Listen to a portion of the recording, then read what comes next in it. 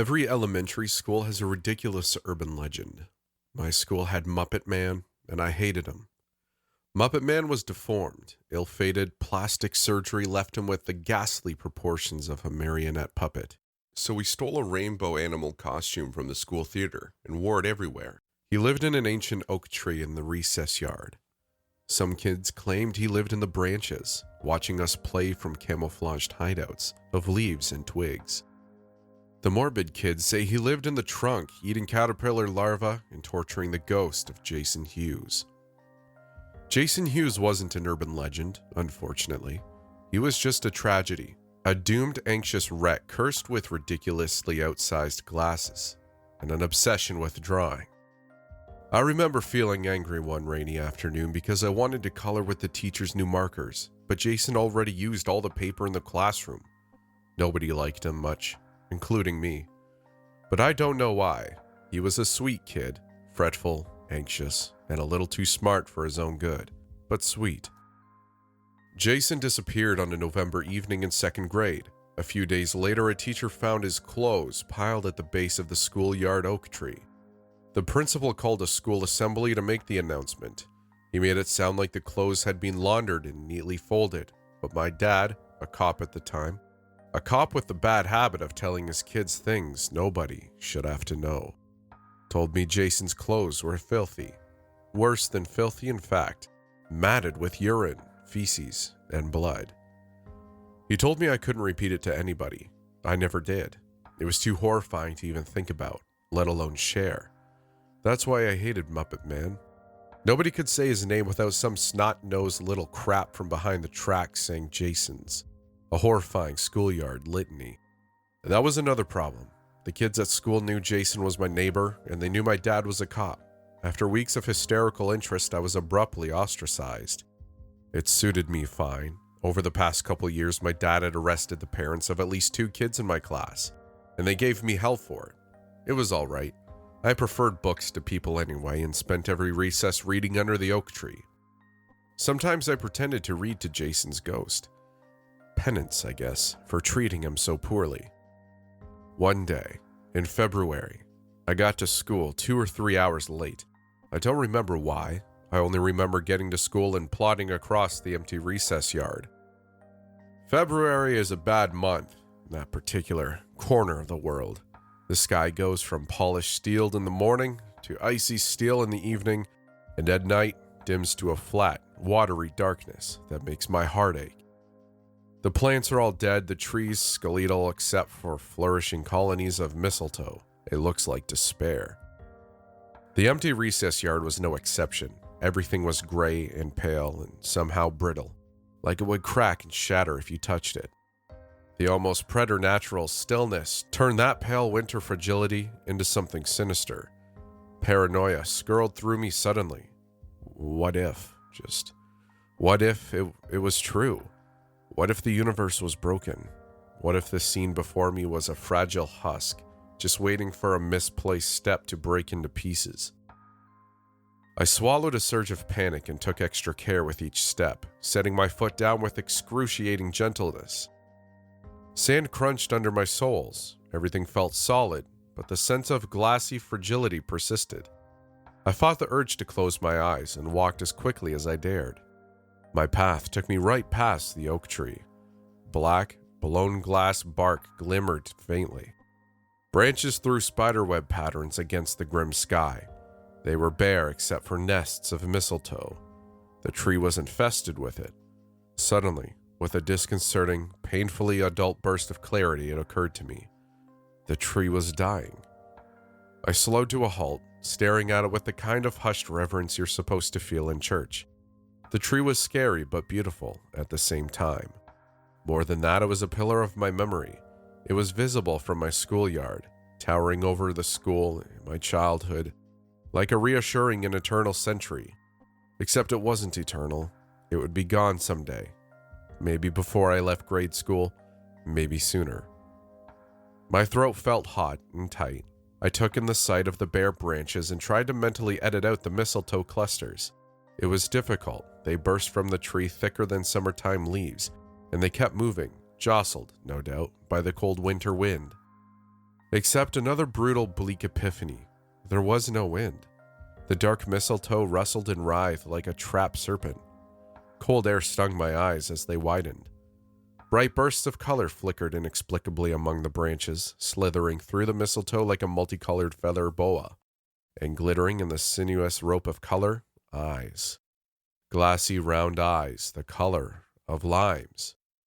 The rope of color broke into tendrils and grew, not unlike the fungus in which it nested, overtaking the darkness with eye-wateringly vibrant neon hues.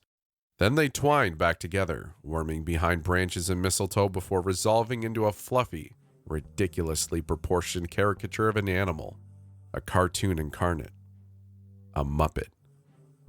"Hello," it said. Its voice made me jump, full and hearty and unpleasantly friendly, a cartoon voice. My lip trembled. Tears pricked my eyes, scorching and frigid at once. "You're not real." "Yes, I am." It fixed me with a sharp reptilian stare that made me want to scream, "I might even be realer than you." The world looked glassier than ever, faded and brittle except for the obscenely bright monstrosity above me. I stamped my foot and held my breath, praying that the world would shatter, taking the Technicolor monster with it. If I broke a broken world, would I break anything at all? But the pavement remained solid. The frozen chill bypassed the soles of my shoes and leached into my feet. The creature stretched and stretched and stretched, slowly snaking its way down the trunk of the tree, simultaneously sloth-like and reptilian, bursting with that ridiculous Crayola fur. It should have been funny. Why wasn't it funny? Why was I scared? Why wasn't I running away? It slid down the bark until its eyes were level with my own. "Only really real things," it intoned, "can hide themselves in plain sight. Real things like me and Jason Hughes. Your friends call me Muppet Man. You can too." It extended a hand, long and absurdly thin, almost like distorted frog feet, except for the rainbow fur. I turned and ran into the school, screaming all the way. The poor nurse tried to extract the story from me. I don't even remember what I said. I just remember hiding under her desk and sobbing. When I finally blubbered the words, Muppet Man and Jason, the school went on lockdown. The cops came. My father wasn't with them. I watched through the windows, gagging and crying and trying to forget Muppet Man's bright green eyes. But how could I, when everything else, the oak tree and the police, the nurse in the sky and my own shaking hands, looked so brittle and faded? Muppet Man was the only vibrant thing, the only bright thing, the only whole thing, the only real thing. Sometime later, maybe a minute, maybe 10 hours for all I knew, a cop came into the nurse's office. He grabbed my elbow over the protestations of the nurse and marched me outside. The world rushed past me in a gray, dead, glittering blur. The tree loomed ahead, dark and blank and terribly close. I flailed at it, but he dragged me to the oak tree and shoved me forward. I stopped inches from the bark, dark and dead and cracked, except for absurd tufts of Technicolor fur. "Did you do that?" the cop demanded. "Do what?" I screamed. "Do what?" "Did you put that?"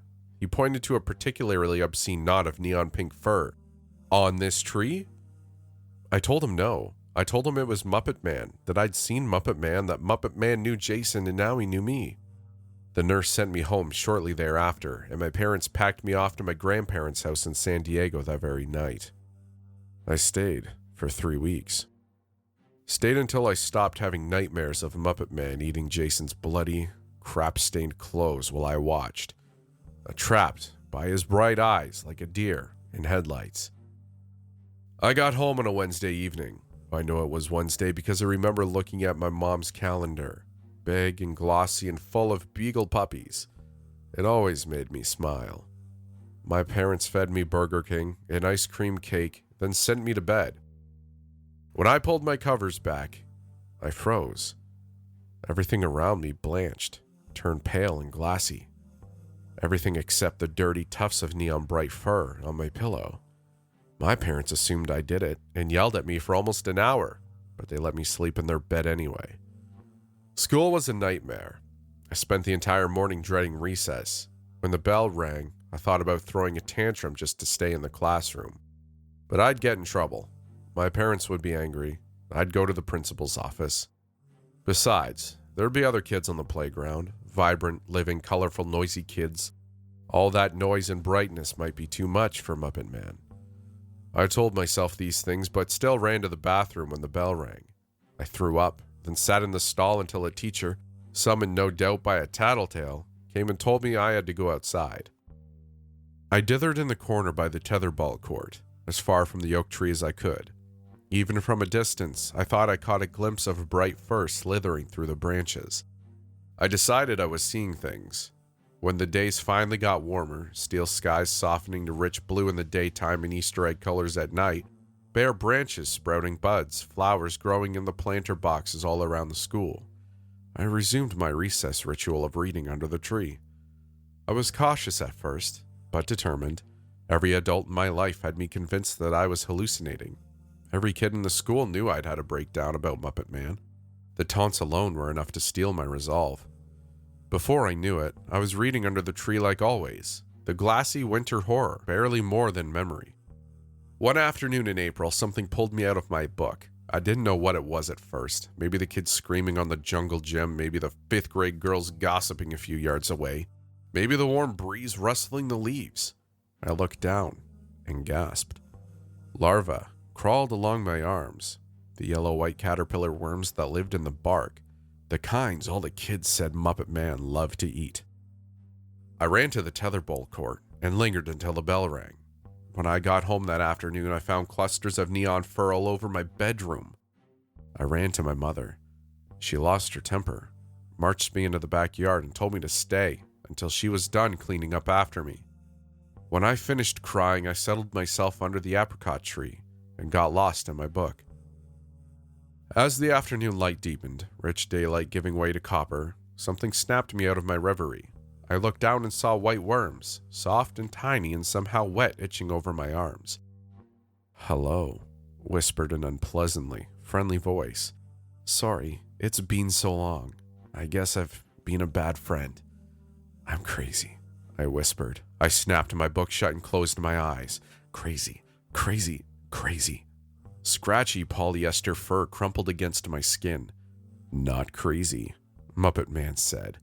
"Just really real, like me and Jason Hughes. What are you reading?" He reached out, blinding multicolor fur blazing in the dappled sunlight, and flipped the book over. "Black Beauty. Is it good?" "It's great," I wheezed. I wanted to leap to my feet, wanted to scream, wanted to run screaming into the house, but my bones felt watery and frozen at once. I wouldn't be able to stand up, let alone run. Muppet Man brushed the worms off my arm and settled down beside me.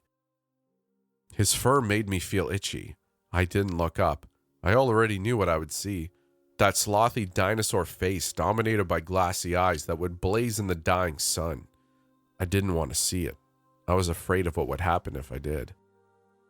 "My mom will see you," I whispered. He patted my arm for crunching again. "You should read to me." Tears flooded my eyes. "No." Strong, fuzzy fingers wrapped my wrist. "I want you to read to me." "No." "If you read to me, I'll take you to Jason Hughes."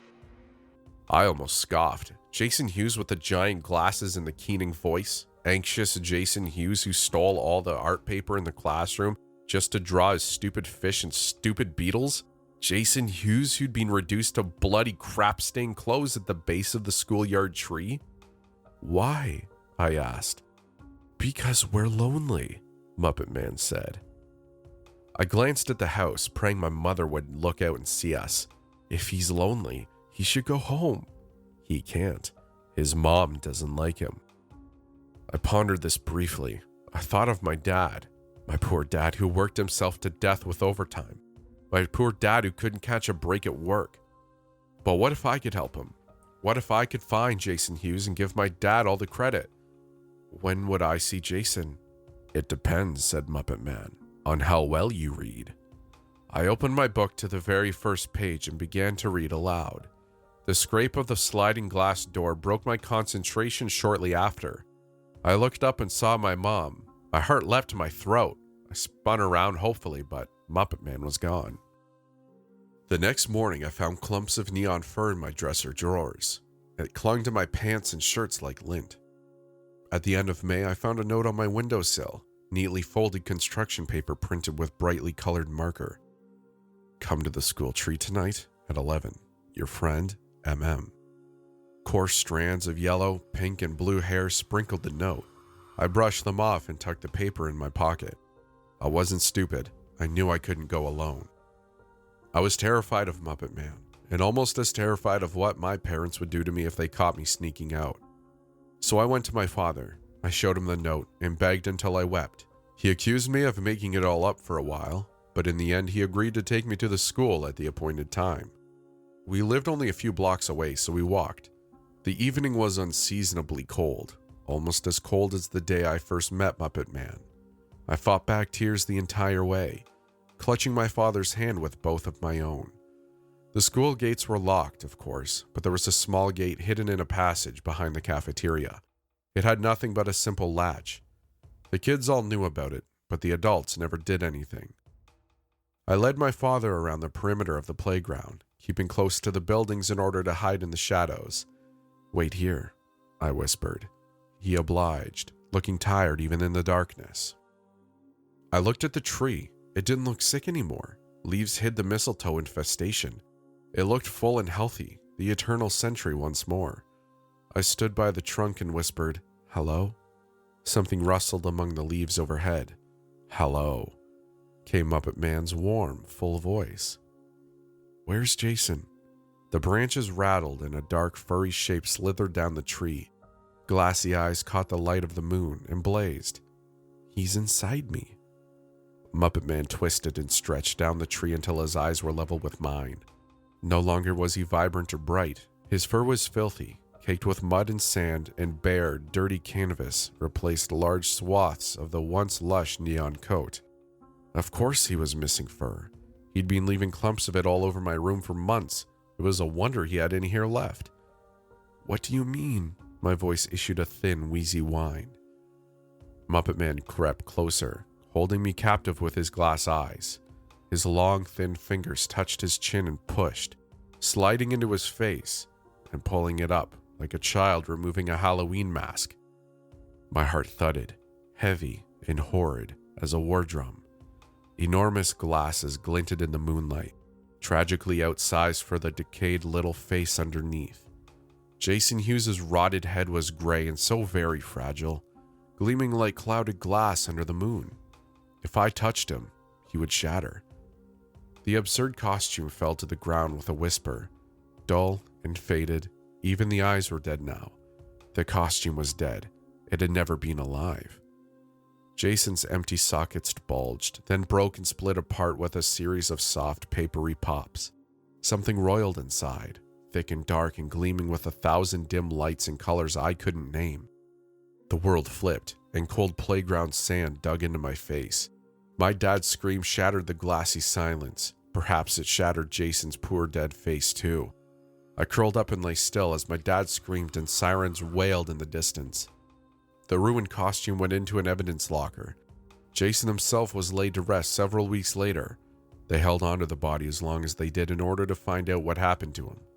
I asked my father about it, but he refused to tell me. I was disappointed yet relieved, and I never tried to find out on my own. I did my best to forget everything, and actually came close. I might have managed had my father kept his mouth shut. He has a habit of telling me things I shouldn't know, things nobody should know. I guess it's a personal exorcism, freeing demons that haunt you. It's just that the problem with freeing demons is that demons usually go on to haunt someone else. My dad retired a few years ago, but he still has friends on the force. They get together and talk every once in a while. They had one of their visits last night, and one of his friends brought up Jason Hughes. "Did they find the guy who did it?" my dad asked. "No," said his friend, "but the costume, that weird puppet costume, it's not in evidence anymore. It's gone." "Did someone take it? Did they accidentally toss it?" "We don't know." That alone was enough to haunt me forever. But it didn't stop at enough. Demons never stop at enough, if they ever stop at all.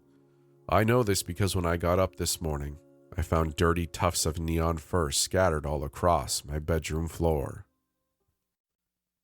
Hey, I hope you enjoyed that video. I really do. I put a lot of work into it.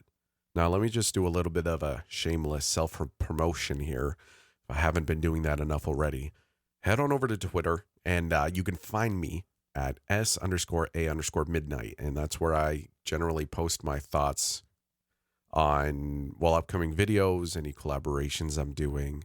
You can get up to date with current events as, when I'm sick, as I currently am at the time of making this. I let everyone know that I'm going to be missing Friday's video, but you'll get another one the week after, probably 2 at that point. And generally just have some fun. So if you want to, head on over there, give me a follow. I'd really appreciate it. Other than that, I'm not going to tell you to like, share, or comment on my video because everyone's doing that nowadays, right? And what do we think when we hear that? Like, oh, no, I wasn't going to do that already. I mean, if you like the video, you're probably going to like it. If you dislike it, you're probably going to dislike it. And if you really like it, then you're probably going to comment or share it. I don't need to suggest that. So let's break the trend. You guys know what to do. I appreciate you just watching. And thanks for sticking around, and we'll see you in the next video. Have a great day. Oh, before I go too, this week you'll have another video coming out. Oh geez, what a surprise, right? But it's going to be featuring Pretty Decayed, and it's going to be, I think it's going to be a really nice, really cool video. It's a story about basically a haunted video game, but the cool thing is I'm going to have someone else reading some of the lines as well. So here's to more collaborations, and so you don't just have to hear my monotonous voice every week. So we got that to look forward to. Okay, it's goodbye for real now. Okay, bye.